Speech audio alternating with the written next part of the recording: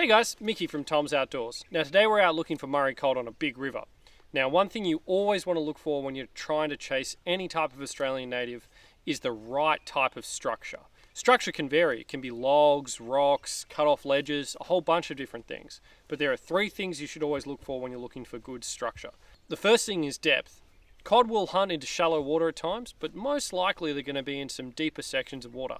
That's why you want to tend to focus on the outside bend of rivers. So as a river comes around the corner, the outside bend will carve into the bank, create an undercut bank, create deeper holes, and it'll deposit the second thing you want to look for, which is cover. Now cover can be big rocks, logs, like this snag behind me here. Anything can work as cover. Old pump stations are fantastic examples. Now the third thing you want to look for when looking for the prime structure for holding cod is flow. Now a lot of people just think cod are slow water predators and they sit in completely still water.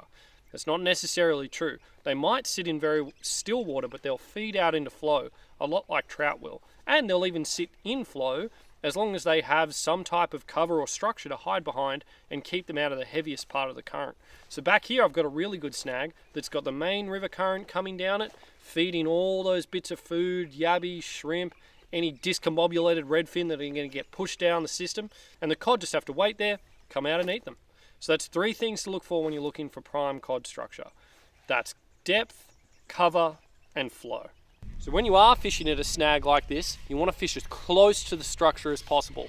You really want to slap that fly down hard onto the log, actually hit it, and let it fall into the water, or land just shy.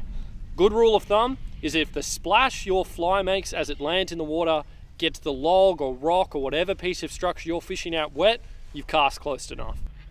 Well, there we go. There's our reward for this morning's work. Threw some poppers to start off and we switched up to subsurface, and this little guy absolutely smoked it. Really pretty little trout cod. A little bit different to a Murray-Cod. They're a different species, and we get a few of them down through here. But we'll pop that hook out of him and send him home.